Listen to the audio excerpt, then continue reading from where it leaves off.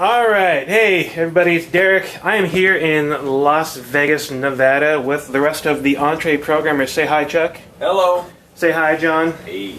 Say hi, Josh. Hey there. How's it going? Alright, so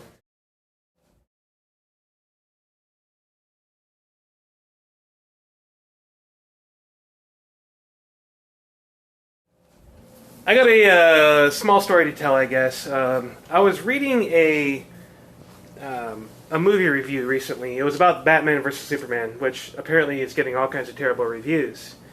And in this review that I was reading, the reviewer said something about how it's terrible that DC spent like 8 years between their last great movie and this movie ended up being terrible, just like their last movie was. Meanwhile, Marvel is producing like 2 or 3 movies a year sometimes, and they're getting progressively better. They're pretty good movies overall. And this person was lamenting the fact that why can't DC produce the perfect movie with that amount of time and effort put into this thing? And the truth is, the reality of the situation is that you're not going to be able to produce something perfect unless you practice producing something on a more regular basis. The reason Marvel produces better movies more often is because they produce movies more often. They get more practice. They get better at doing these things. They take something that is difficult and they do it more frequently, which allows them to get better at doing these things. And I want John to talk about a story that he's told me a number of times. It's a great story about pottery. So, John. So, let's see. So, I definitely agree with you, Derek. And there's a story about these students, and I don't remember the exact source on this. I think it's like something Art and Fear or something, maybe is where I first saw it. But anyway, so the idea is that this professor, he tells these students that their assignment is to make a pot, and this pottery class, and they'll be judged on the quality of the end product. So one group of students, what they do is they focus all their effort and their time on producing one perfect clay pot. So this is like maybe a couple-week project, and they're focusing on just getting everything perfect, measuring everything up in front of time, and they produce their best pot that they can, this one perfect pot. Now the other group, what they do is they just produce 100 pots. And they just produce as many pots as they can, and they're worrying about quantity, not quality. They're just trying to do as much as they can. And then at the end, what ends up happening, of course, is unexpectedly, I guess you would say, is that the group of students that produced the 100 pots, they actually produced the better pot than the group that produced one.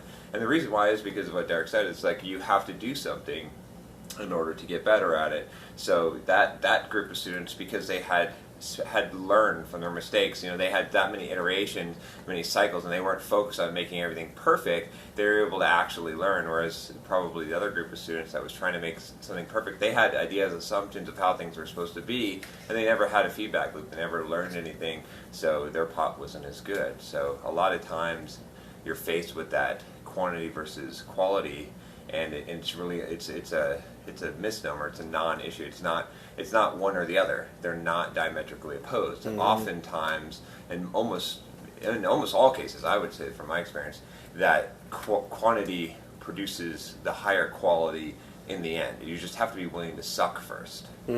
Absolutely. And so this comes around in software development on a pretty regular basis.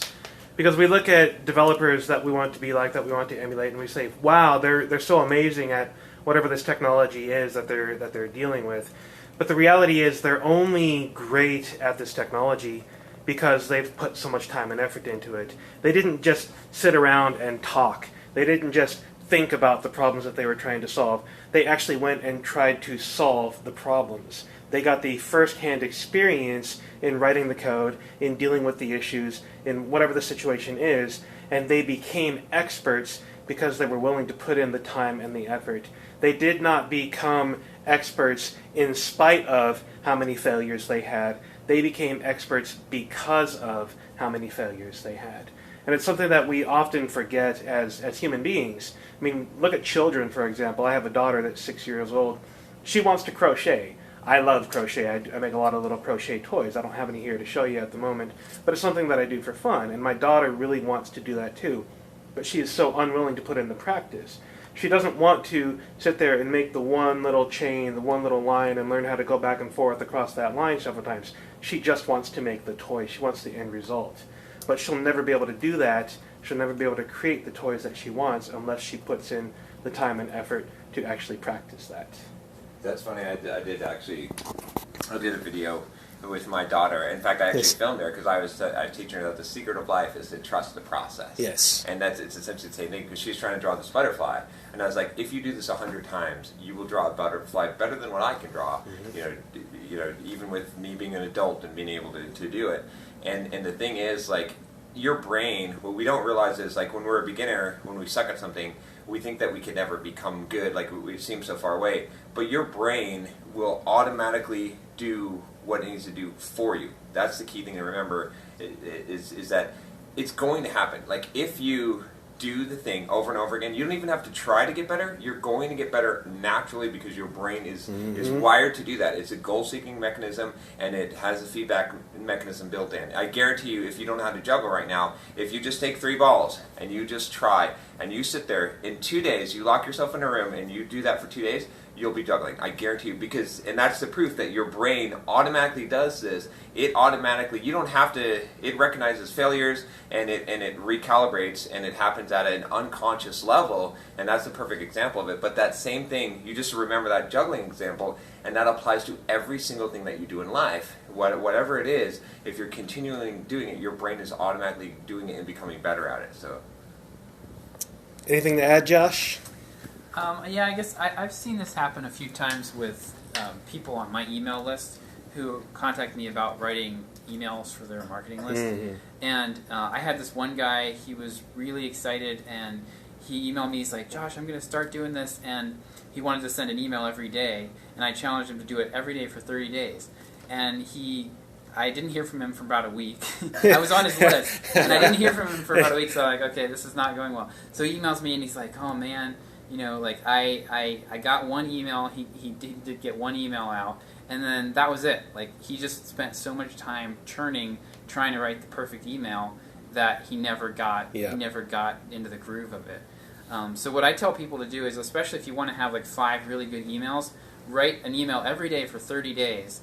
Because you just honestly don't know. You don't even know what sometimes when you're starting, you don't even know what quality is. Right. Other people will respond to it and recognize it, and then you'll see, okay, that email really hit a nerve, and you can pull that, and you can have you have 5 really good emails out of a 30-day challenge like that.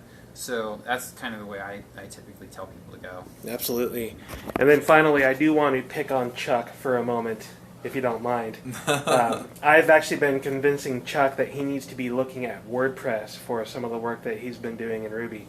Chuck is a finely accomplished Ruby developer, has phenomenal skill set as a developer, but this whole WordPress thing is rather new to you. So give us a little bit of insight into what it's like trying to become an expert or become at least competent at something that you've maybe done a little bit in the past, but are not really comfortable with. Or may have made fun of in the past? Yes, may have made fun of in the past, absolutely.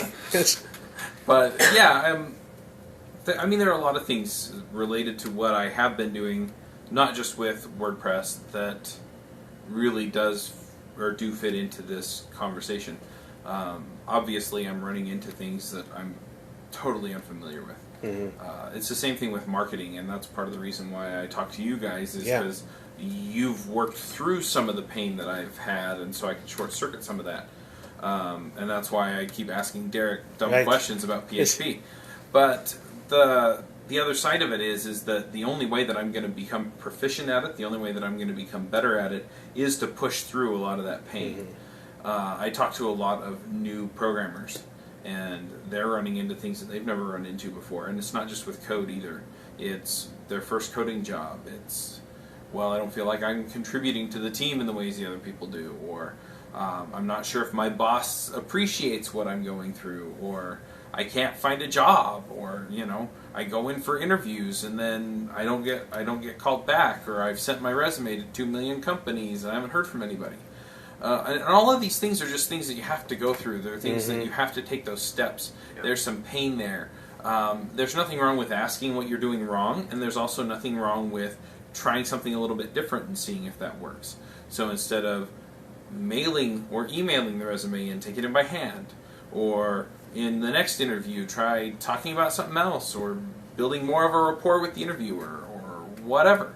The other thing is that a lot of those things are things that you can practice on, or you can, with your resume, if that's the area you choose to work on, show it to your friends. Show it to your friends who are succeeding at getting jobs. Look at the differences. Figure out what's there. Find some good examples online. I mean, there are so many resources out there that you can go to pick up this knowledge, and there are going to be some areas that aren't well documented that you're just going to have to force your way through. But eventually what happens is you get to the point where you figure out what works, or even better, you figure out what works really well, and then, like the juggling example or the pottery example, those things become second nature, and then you can start focusing on the other areas that you just didn't even have the bandwidth to deal with at the time, and you make those areas excel and succeed. And pretty soon you can become that expert that you think you want to be to do all this stuff. And you'll also figure out that, well, heck, being an expert in running or doing specific tasks isn't useful, and I kind of had that in my head when I was a beginner.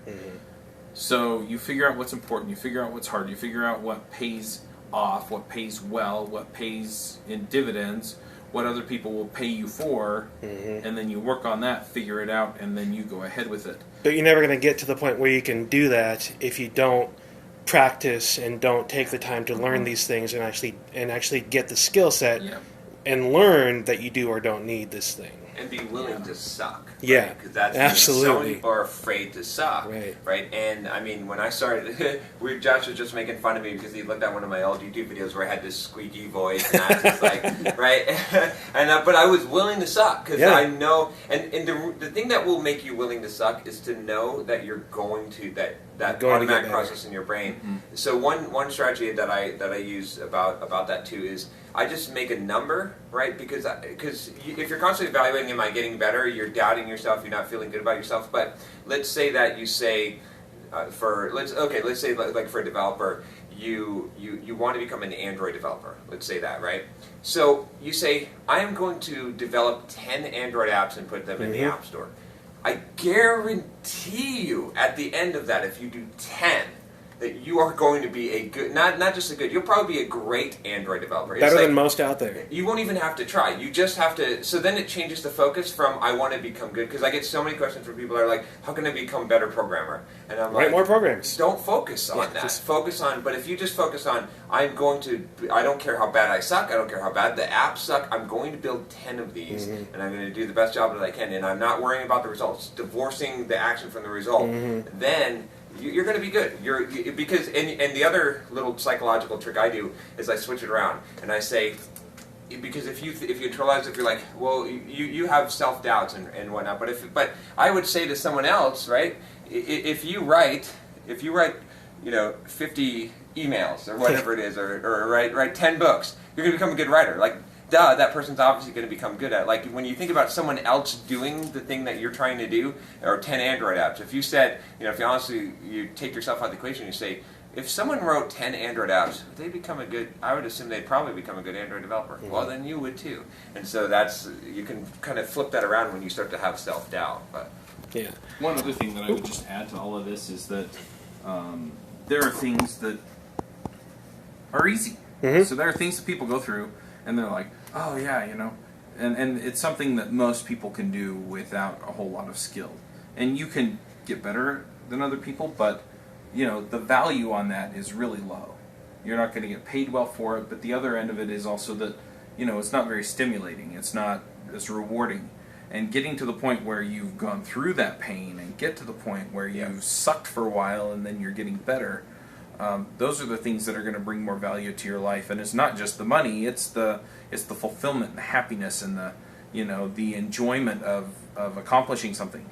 And so just keep that in mind too. I mean, it sucks now, and sure, sometimes I get frustrated because something doesn't work the way that I want it to in WordPress, But the flip side of it is that eventually it'll pay off. Mm-hmm. Right. There will be that payoff where I turn around and I look, I load the page again, and all the errors went away.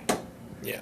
It's like, and the harder it is, the better it is. Like a lot of people are like, they're like, oh, it's hard, so this sucks. I wish this were easier. But I try to think, oh, I'm glad that this is so hard because that means that very few people are going to follow me. Mm-hmm. I'm going to lose a lot of people because, when you start the marathon race, everyone's at the starting line. But when you look at the finish line, right, it's sparse. There's like one or two, because a lot of people dropped out, a lot of people fell back behind, right? It's the same thing. It's like if you pursue down a hard path, there's less competition when you get there. It's harder, so that's like a filtering mechanism, and then it makes the rewards greater. So every time I encounter something that's really hard, I'm glad this is hard. I'm glad because there's a high barrier to entry. Mm-hmm. So when I've mastered this, and I'll be the only one standing there, or there'll be like a few other people, and then we're going to get all the rewards. So, Yeah. So I want to close this with a couple of quotes from a couple of different people. One of my old bosses from a few jobs ago used to say to the large group in the company, seek adversity because the lines are shorter. And that's exactly what John is saying. I love that. When you run into those obstacles, when there's that giant boulder to climb, start climbing. And the reality is, when you're in that situation where there is something difficult to do, you're not going to get good at it by not doing it. If interviews are hard for you, interview more. Yep. If writing Android apps are hard for you, write more apps. Whatever it is that is difficult for you, do it more and it will get easier. And remember, like Jake the dog says, sucking at something is the first step to being sort of good at something. All right, thanks. See you later.